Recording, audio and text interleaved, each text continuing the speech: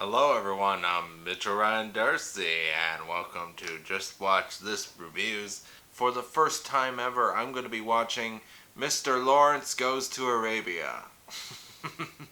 I'm watching Lawrence of Arabia. Winner of 7 Academy Awards, including 1962 Best Picture. I can't wait to watch this. This is going to be a long, epic movie, I assume. Grand scale, lots of extras, maybe big battles. I don't know.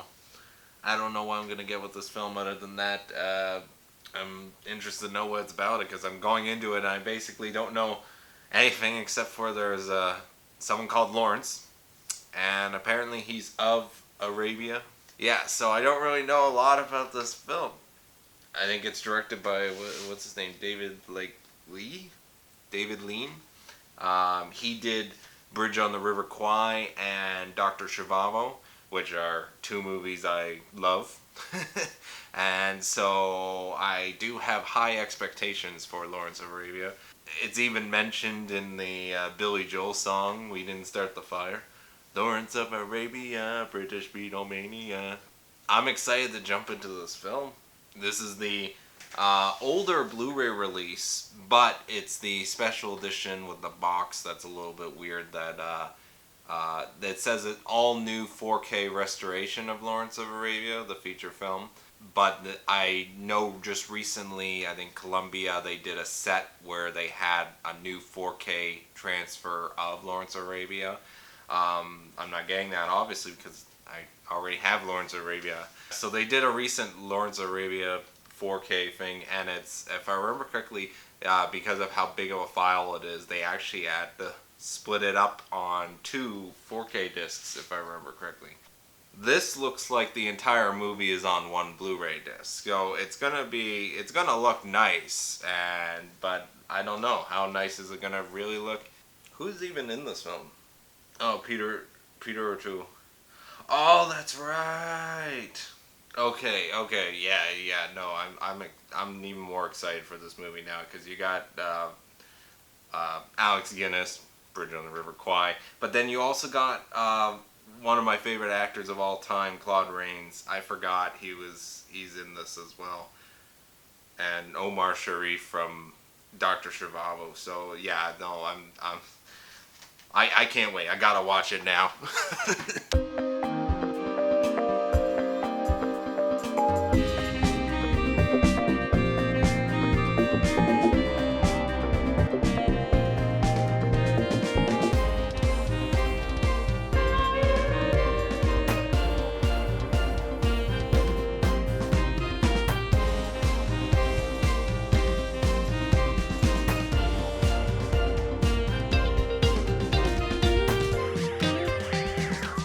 I just watched Lawrence of Arabia, and I have to start off by saying, so this is the movie that Prometheus used clips from.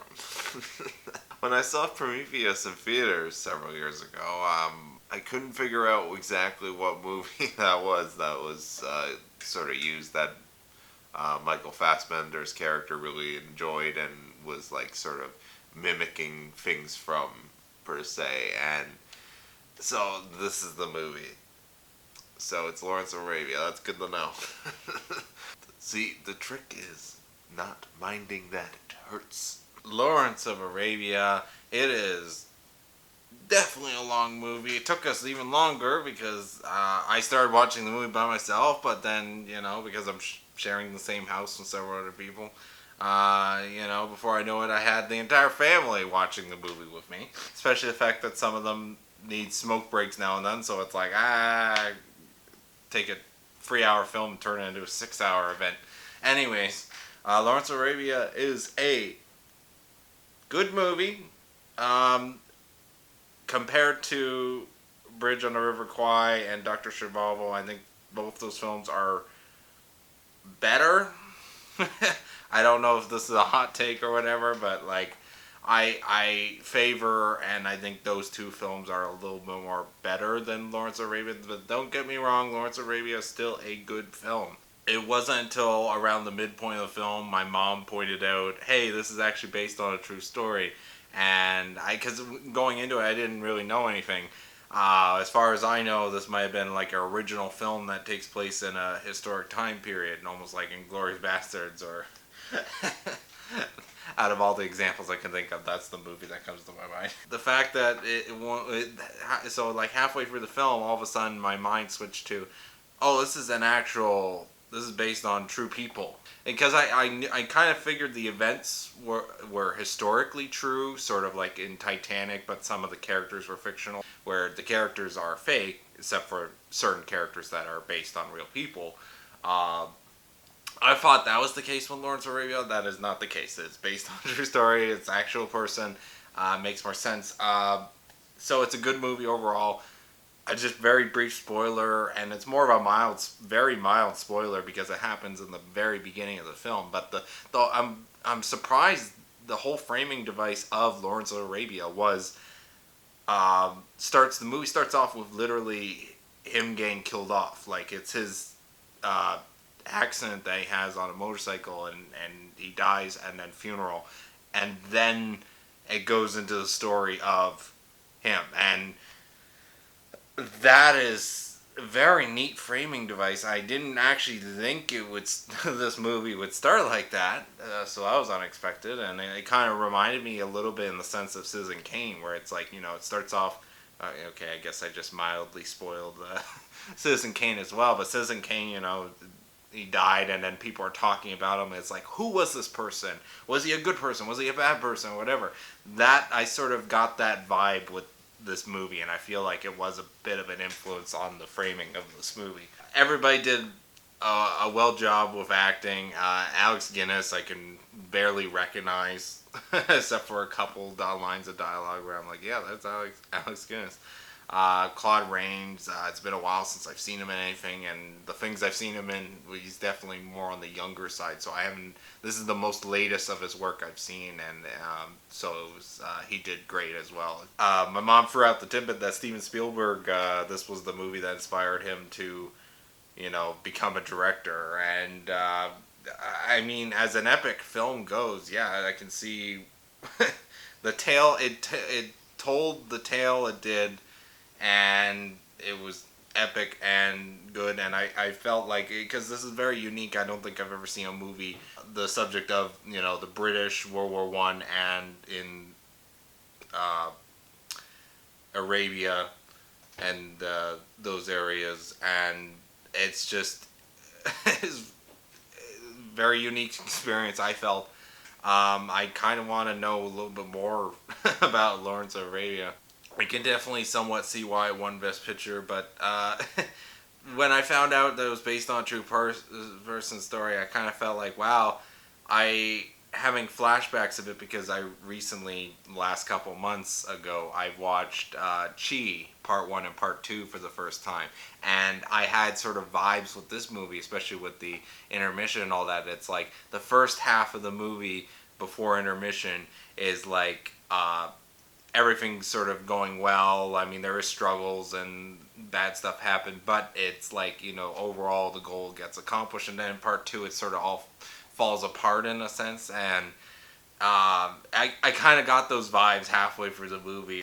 I'm like, this is not going to end well, is it? But then I remember the movie started off with the motorcycle scene. So it's like, it still holds up pretty good as a movie, I felt. But it is definitely somewhat slow and definitely very political, very it's like I didn't really imagine Lawrence of Arabia as a war film, but it technically is. It takes place, during World War One and before World War Two, and it's like it just another reminder of just how big the world is, and just how everybody, when you think World War One, you just think the trenches and all that, and it's like there was other things happening in the world around the same time throughout even other histories and all that. So it's this movie is just, for me, is a big reminder that there's so much that's happening in the world. Like even right now, as I'm sitting here in my basement in North America, it's like, imagine what's happening overseas and all that, and and then pandemic, and Anyways, this was a very good, feel-good movie. Yeah. Very happy movie. Yeah, definitely a recommendation if you want to pick me up. Yeah, no, I'm being sarcastic. I'm sorry. The 4K scan for this older version of Lawrence of Arabia on Blu-ray, the 40th anniversary, right?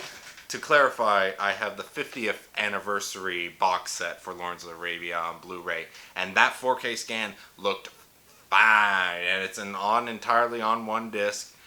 Even though it's fit all into one disc, it never felt like it really lost any quality. There wasn't moments where I'm like, oh, this looks pretty bad, or I can see not looking as well. But no, the film beautifully from beginning to end looked very good. There was a couple of shots I really liked.